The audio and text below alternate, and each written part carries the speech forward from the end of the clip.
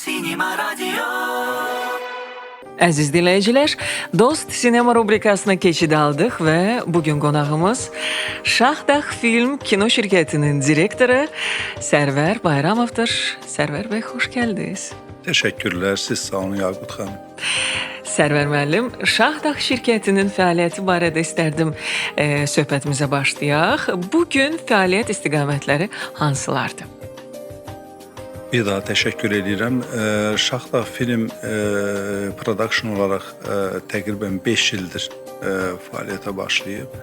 Mən deyərdim ki, Vətən müharibəsindən sonra bu production fəaliyyəti bir növ əvvəl ideya, sonra isə reallığa çevrildi. Məqsəd nədən ibarət idi? Biz bir çox yaxın ölkələrin efir məkanlarında, televiziyada çalışan jurnalist mütəxəssis kimi tarixi filmləri izləyirdik və xüsusən TRT, qardaş Türkiyənin televiziya kanalı, eyni ilə digər Türkiyədəki produksionlar bu fəaliyyətlə geniş məşğul idilər və təbii ki, bizim də bir arzu, istək var idi ki, öz tariximizi, Azərbaycanın zəngin tarixini artıq seriallar, filmlər vasitəsilə təbliğ etmək, çünki çox effektiv idi.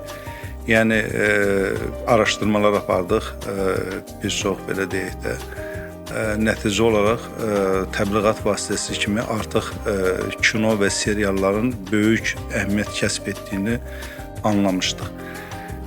Və digər tərəfdən Vətən müharibəsindən sonraki qalibiyyət artıq Azərbaycanın öz suverenliyini tam bərpa etməsi, o aşıb daşan belə deyək də milli qürur hissi və daha çox ideoloji işlə məşğul olduğumuz üçün belə bir inam bizdə yaratdı ki, biz mütləq kökümüzə daha çox bağlanmalıyıq və bunun istiqamətindən biri də mütləq şəkildə tariximizin təbliğatıdır və Şahdağ Film ideyası gəldi, production. İlk işçiləri cəlb etdik, mütəxəssisləri, onları Türkiyəyə götürdük, müəyyən bir təcrübə keçdilər.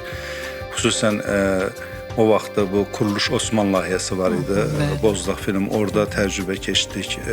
TRT-nin digər bir çox layihələrində, onların tarixi pavilyonlarında olduq.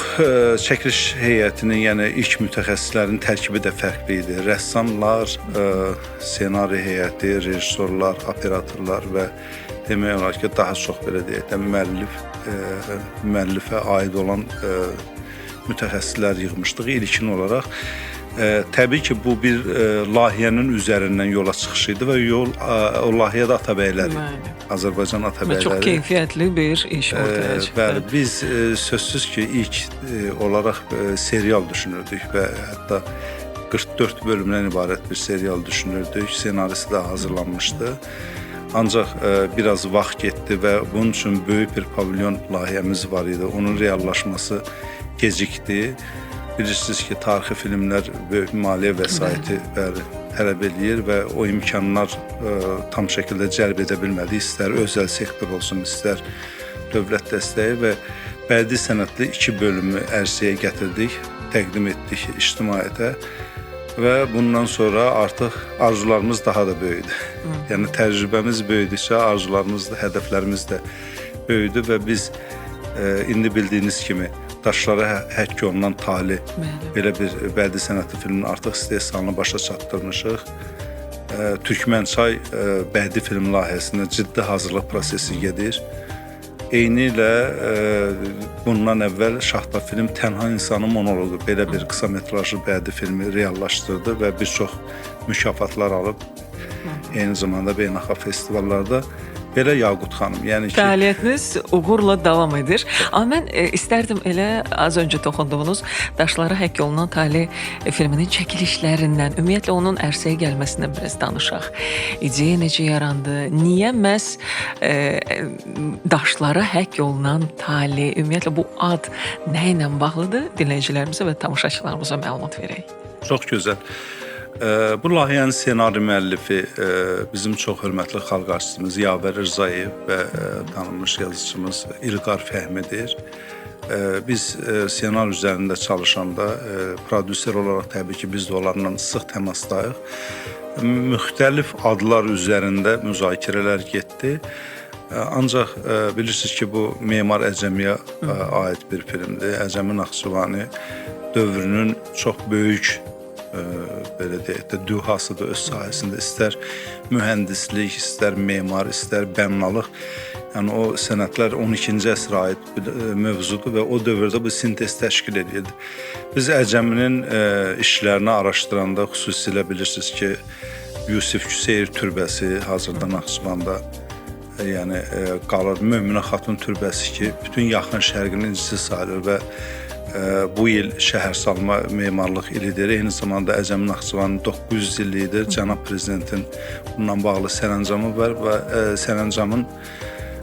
sərəncamdan gələn məsələlər içərisində türbənin, Möminə Xatun türbəsinin əsaslı bərpası da var.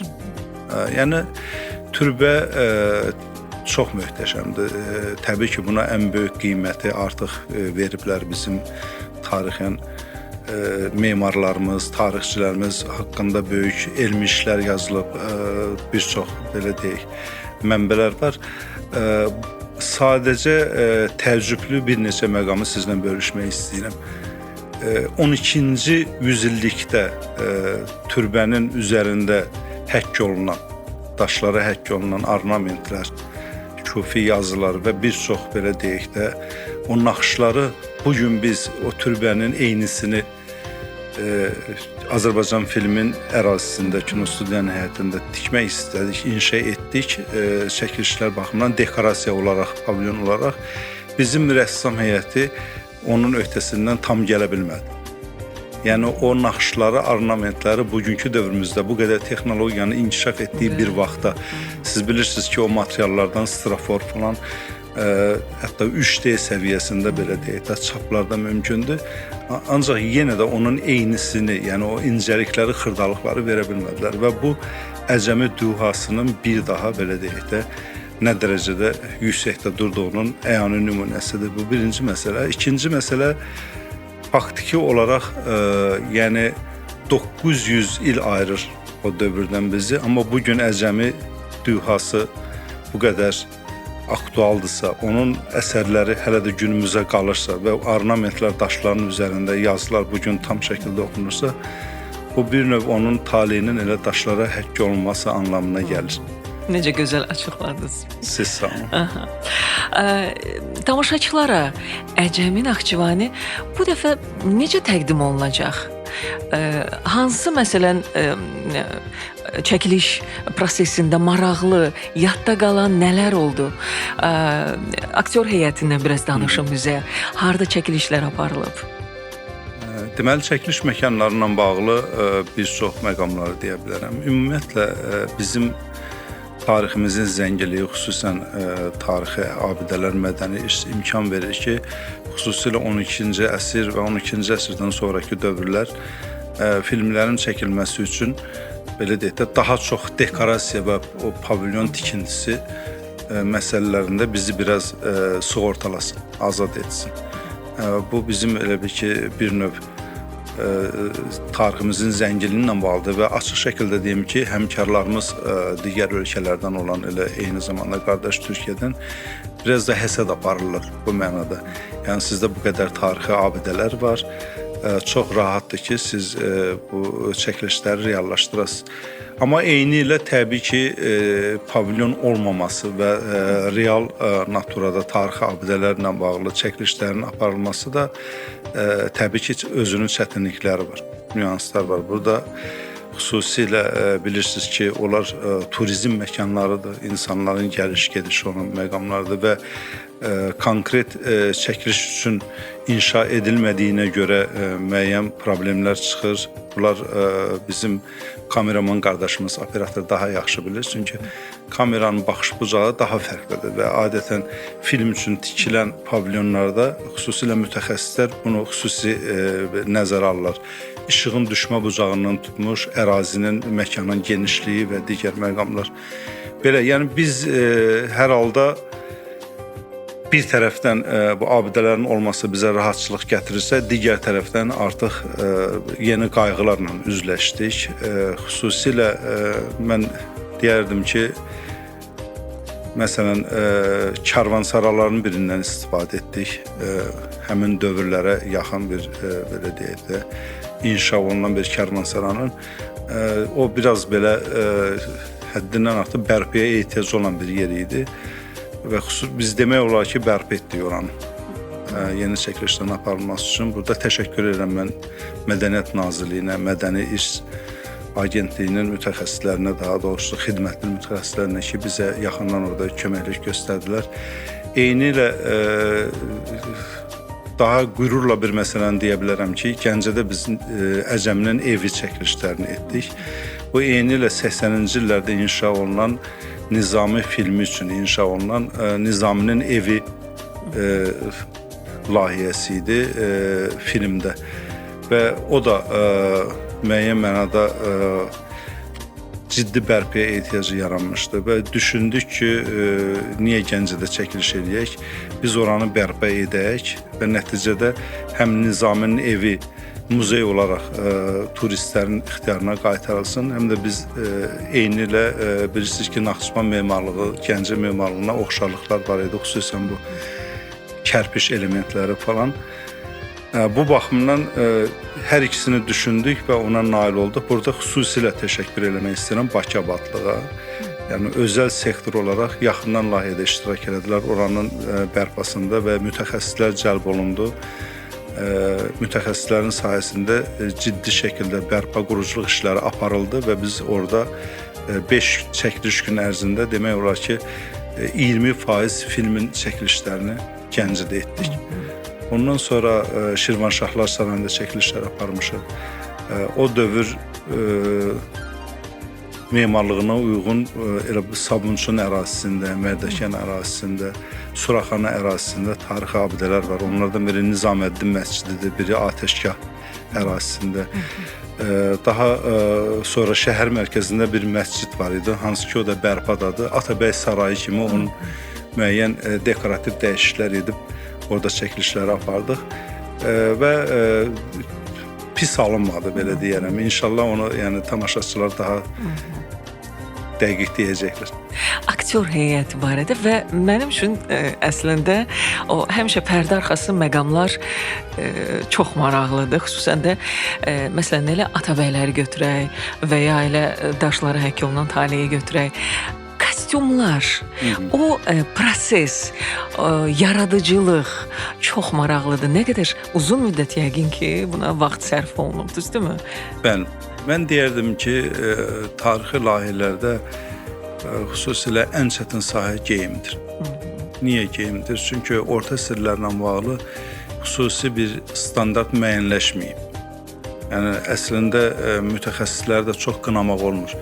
Çünki bilirsiniz ki, biz Sovet dönəmində o dövrləri istər tarix dərsliklərində, istər rəsmdə, sənətşünaslıqda o qədər də aşılanmayıb, öyrənməyib və kənar müdaxilələr ciddi şəkildə təsir göstərir.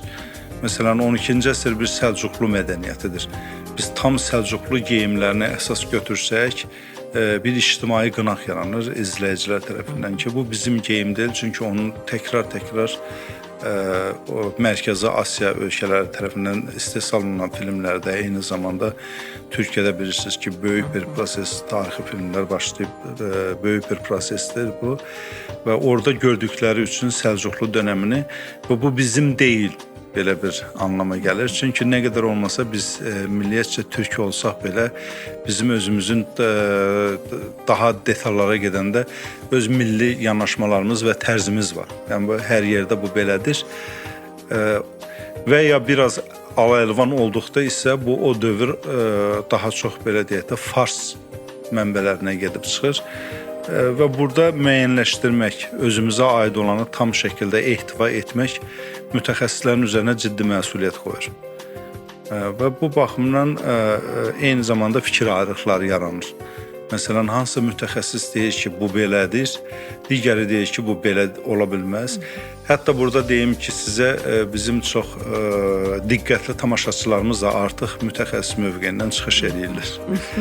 Bəli, hərənin özünüz bilirsiniz ki, indi hansı dövrdə sosial şəbəkələrdə müzakirələr olunur, axtarışlar olunur, indi süni intellekt var, onun gücündən istifadə olunur. Bizi daha çox belə deyək, narahat edən məqam budur. Fərq etməz həmin dövrlə bağlı rekvizitlər, geyimlər. Mən düşünürəm ki, bununla bağlı hətta xahiş edirəm bir prodüser kimi təklif edirəm ki, ölkədə ciddi şəkildə araşdırmalar aparılsa mütəxəssislər tərəfindən biz də çox belə deyək də razı qalardıq. Çünki işimiz nisbətən asanlaşar. Ona görə ki, dediyim kimi, yəni siz film çəkəndə geyimlə bağlı kimə müraciət edirsiniz? Geyim rəssamlarına, quruluşçu rəssamlarına. Geyim rəssamlarının özündə bir tərəddüd var. Və ya biz prodüser olaraq çox rahatlıqla onu etibar etməliyik, güvənməliyik həmin rəssamlara. Amma bəzən mən Atabəylərdə də gördüm, güvənirik, sonra isə onun problemləri olur. Problemlər odur ki, bəli, fikir ayrılıqları var. Və fikir ayrılıqlarının da səbəbi əvvəldə dediyim kimi konkret standartların müəyyənləşməməsidir. Bu baxımdan yaxşı olardı ki, Azərbaycanda tarixi filmlərin çəkilməsi üçün böyük bir pavilyon tikilərdi. Və o pavilyon belə deyək də sistemli şəkildə, yəni kompleks olaraq həm dekorasiyalar, həm ornamentlər, o tarixi abidələr, memarlıq nümunələri, eyni zamanda ora geyimlər dövrlərə uyğun aid olsa və geyimlərdən əlavə silahlar, digər əlbəsə və rekvizitlər yerinə alsa, gələcəyə daha belə deyək də etibarlı və rahat şəkildə biz öz tariximizi geniş ekranlara gətirə bilərik. Bu ciddi bir təklifdir. Çünki mən yeri gəlmişkən təşəkkür edirəm Mədəniyyət Nazirliyinin rəhbərliyinə və bilirsiniz ki, böyük bir proses başlayıb Azərbaycanda tarixi filmlərin çəkilişi ilə bağlı. Bura televiziyalar da qoşulub. Xüsusilə də mənim çalışdığım Azərbaycan televiziyası əvvəl Atabəylər layihəsi, bu yaxınlarda süni intellektlə Həsən Bahadurla bağlı, yəni Uzun Həsən kimi tarixdə tanıdığımız hökmdarımızla bağlı bir film nümayiş olundu. Birləşib, gücü, qüvvələri birləşdirib o standartların müəyyənləşməsi üçün ortaya böyük bir pavilyon ideyası qoyulsa və reallaşsa, tarixi filmlərin çəkilməsi həm maliyyə yükü baxımından, həm yaradıcılıq yükü baxımından daha rahat ola bilər. Əslində gözəl bir təklifdir. Mən də dəstəkləyirəm. Süni intellektə gəlincə, süni intellektlə bax çəkilmiş həmin o layihədən biraz istərdim söhbət açaq.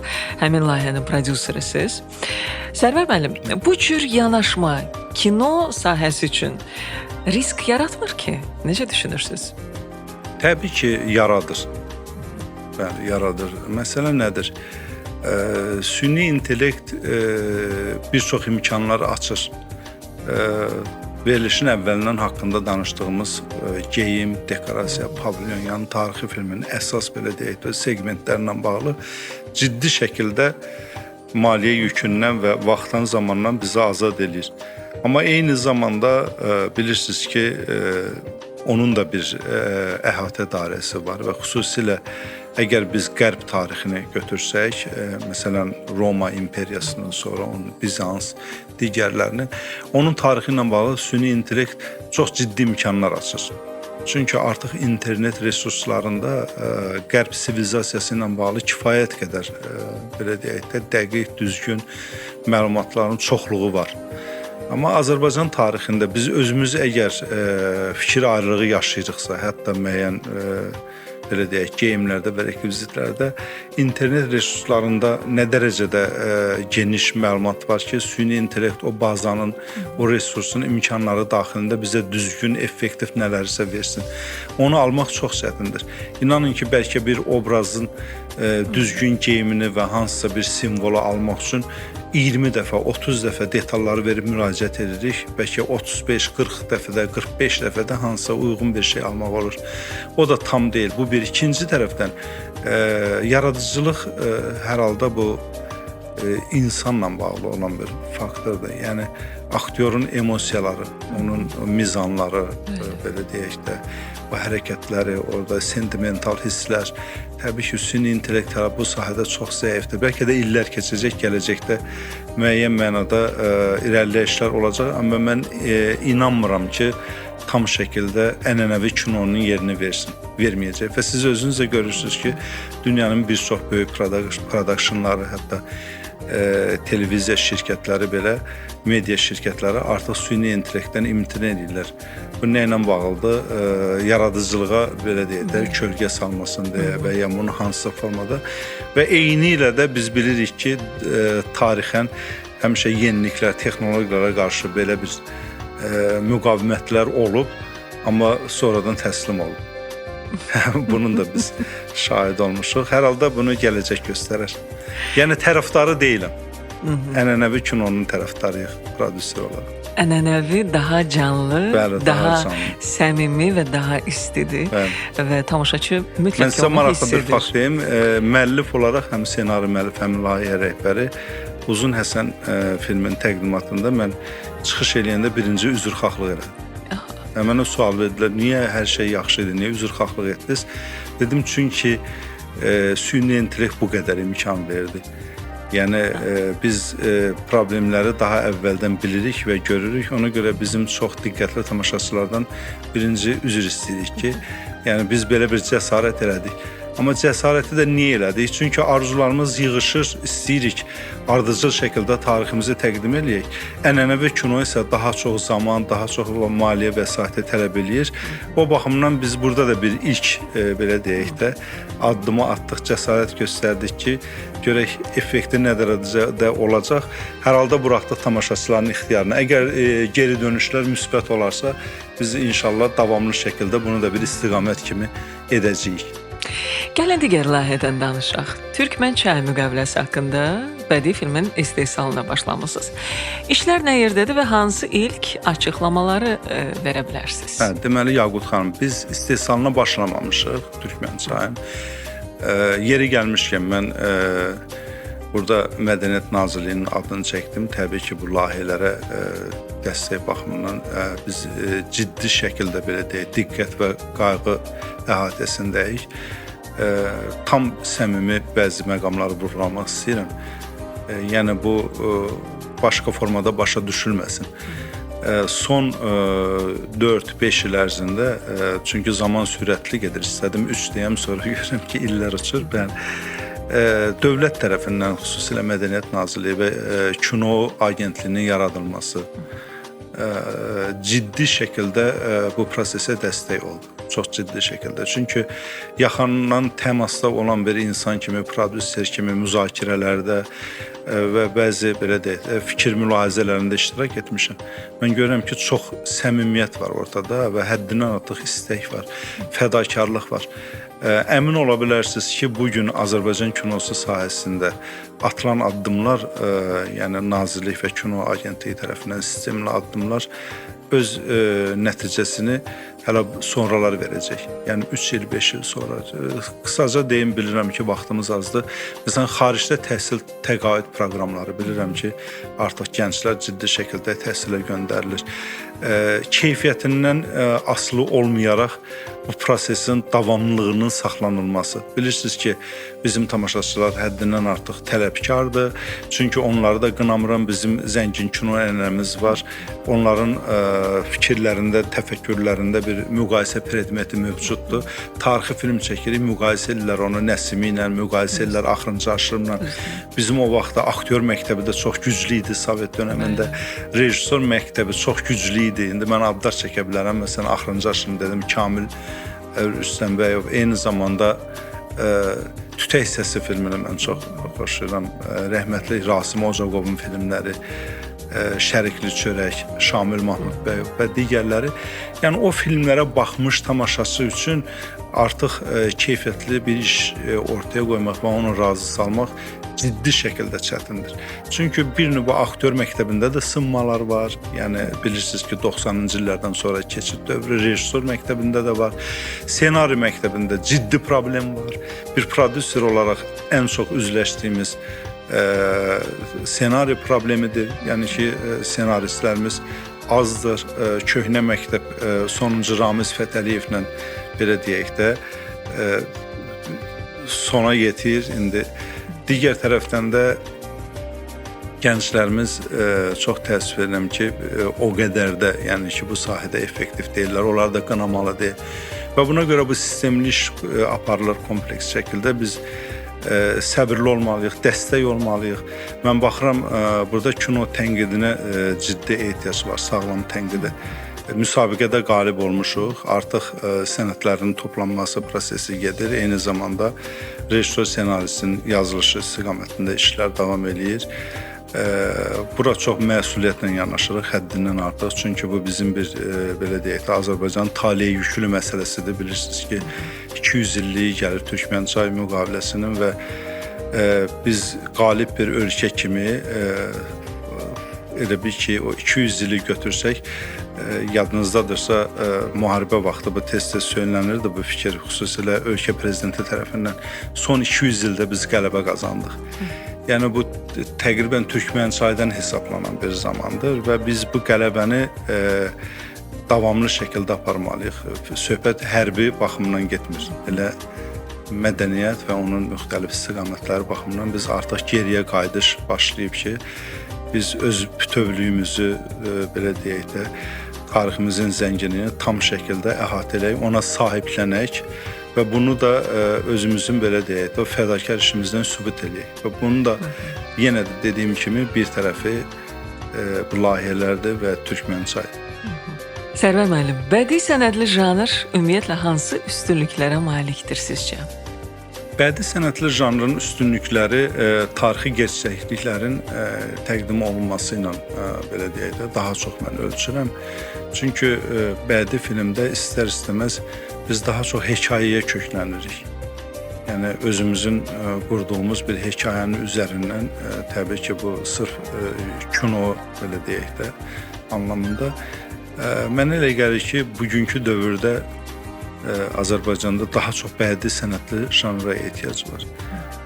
Çünki bizim bilirsiniz ki, tariximizin müəyyən bir hissəsi, bəlkə də deyərdim ki, əksər hissəsi yenidən araşdırılır, öyrənilir və kino sahəsi burada dəstək olmalıdır. İstər kino, istər media və bədii sənədli janr burada ən çox əhatə olunan janrlardan biridir.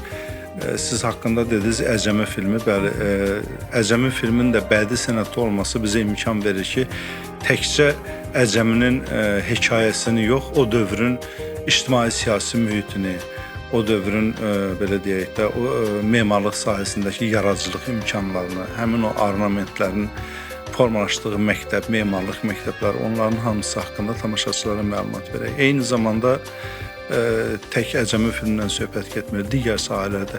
Mən deyərdim ki, Azərbaycan tarixi ilə bağlı bəlkə yüzlərlə bədii sənədli janrda filmlərə ehtiyac var. Bir video dərslik formatı yaranmalıdır indi internet üzərindən. Bir misal deyim, vaxtilə Atabəylərə start verəndə 5 il öncə internet resursunda axtarış aparanda bir neçə xəbər çıxırdı. Bir Wikipedik məlumat var idi Şəmsəddin Eldənizlə bağlı. Bir də ki, hansısa bəlkə də kənar müdaxilə nəticəsində qoyulmuş fotolar var idi. Nəsə pələng şəkli, nə bilim, belə təhrif olunmuş bir bayraq, belə bir şeylər. Biz start verdik və araşdırmalar, tarixçilər cəlb olundu bu işə. Təbii ki, qardaş Türkiyə arxivlərində də xeyli iş getdi və ilk dəfə o filmdə Atabəylərin, Azərbaycan Atabəyləri dövlətinin bayrağını biz filmdə qaldırdıq və tarixin üstün rəhbərliyi də çıxdı. Efirdə o barədə danışdı ki, bizdə ilk dəfədir belə məlumat və araşdırıldı və yeni artıq onunla bağlı kitablar yazılır. Bugün internet resurslarında axtarış aparsanız görərsiniz ki, Atabəylər haqqında yüzlərlə video dərsliklər, müxtəlif məlumatlar, tizerlər, anonslar, filmlər, geyimlər haqqında, dövrün digər, belə deyək də, memarlıq xüsusiyyətləri haqqında kifayət qədər məlumatlar mövcuddur. Film sanki bu sahədə ciddi bir dəstək rolu oynayır. Mən sizə bir fakt deyim. Türkiyədə Diriliş Ertuğrul filmindən sonra onun haqqında 140-dan artıq kitab yazılıb. Yəni, sanki bir təkan kimi. Bəli, bir təkan kimi. Eyni zamanda biz bədii sənədli janrda müxtəlif dövrləri çəksək, yəni productionlar bu işə cəlb olunsa və təbii ki, burada dövlət qayğısını ciddi şəkildə hiss edirik. Xüsusən kino agentliyinin müsabiqələrində siz prioritetlərə baxsaz, bədii sənədlər janr üstünlük təşkil edir və xüsusən tarixi filmlər. Hətta belə bir silsilə var ki, orada tariximizə mədəni irsimizə səyahət belə bir toplusu və onun çərçivəsində bu işlər görülür.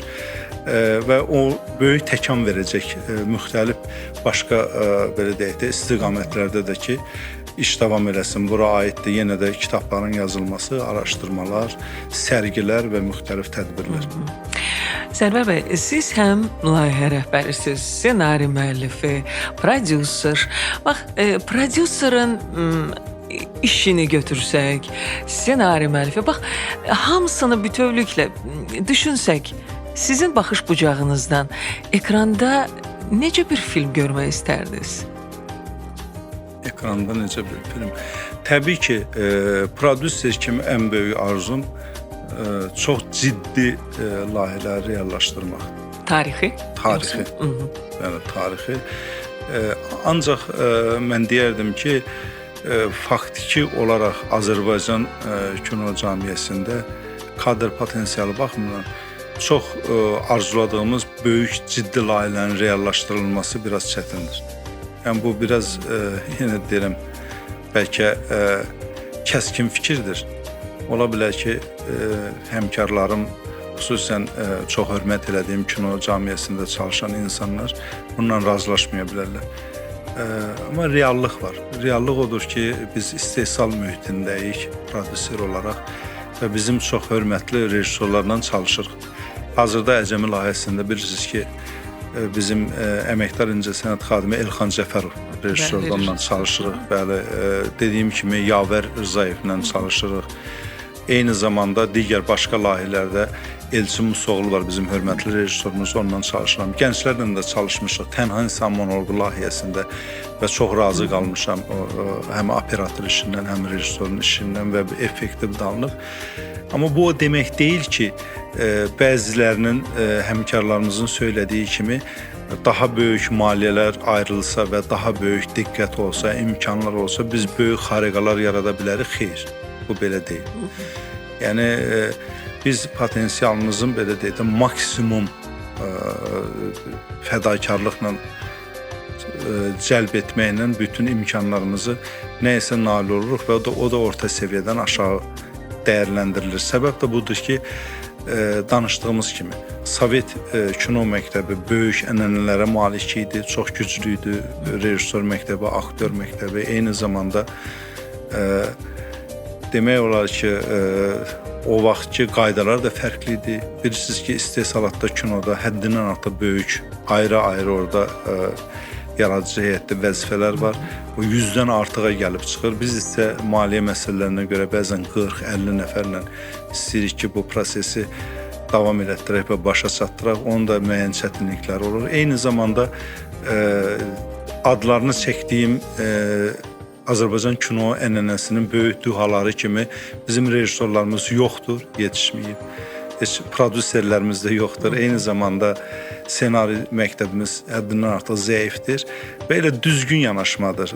Yəni ölkə rəhbərliyi, Mədəniyyət Nazirliyi tərəfindən düzgün yanaşmadır ki, faktiki olaraq bu iş artıq vüsət götürüb və sistemli aparılır. Bura bir növ kadr potensialının gücləndirilməsi daxil olmalıdır. Xaricdə mütəxəssislər dəvət edilməlidir. Müxtəlif treninqlər, aktyor məktəbi ilə bağlı, eyni zamanda rejissura ilə bağlı, ssenari məktəbləri ilə bağlı mənə gəlir ki, böyük kurslar təşkil olunmalıdır və bizim bu günləri kənarda müşahidə etdiyimiz bir çox ölkələr, hansı ki, film sektorunda böyük uğur qazanıblar. Qardaş Türkiyə olsun, Koreya bilirsiniz ki, indi çox öndədir. Onların özü bu yolu keçiblər. Yəni sistemli bir yolu keçməliyik ki, daha böyük imkanlarla arzuladığımız filmləri ərsəyə gətirək.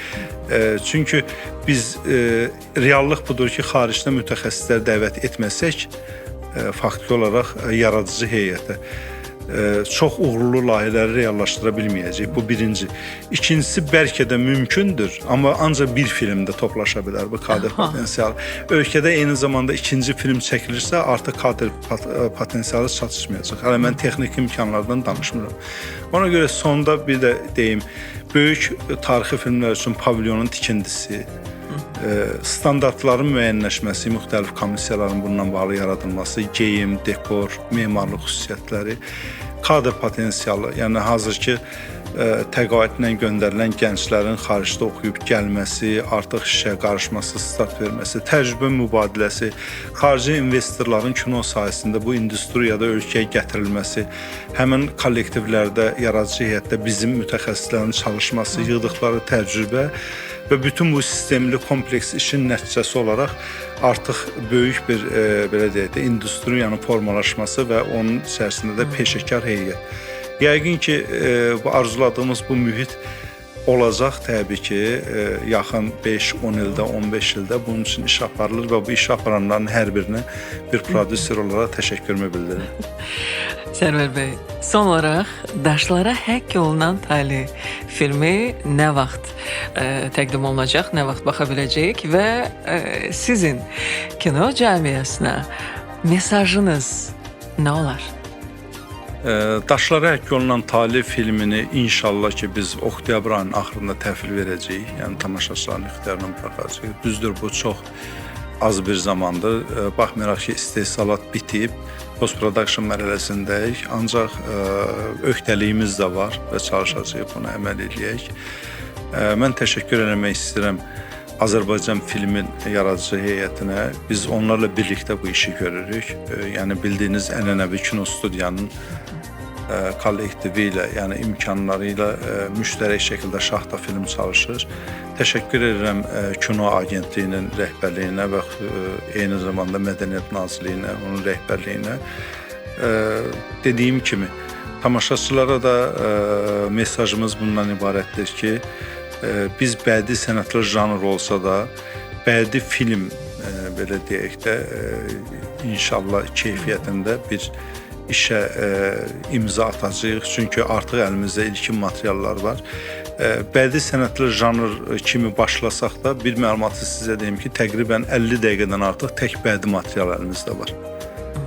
Yəni bu o deməkdir ki, gözləntilərimiz böyükdür və İnşallah yəqin ki, əgər o etimad, tamaşaçı etimadını qazanarıqsa, bu bizim üçün böyük bir stimul olacaq ki, növbəti işləri də bu formada davam edək. Yox, etimad olmayacaqsa çəkilib gedəcəyik. İnşallah uğurlu olacaq. Çünki hər bir əziyyətin mütləq ki bəhrəsi var. Hörmətli dinləyicilər, bugün qonağımız Şaxta Film Kino Şirkətinin direktoru Sərvər Bayramov idi. Təşəkkür edirəm. Siz sağ olun, biz təşəkkür edirik. Cinema Radio, Cinema Radio, Cinema Radio.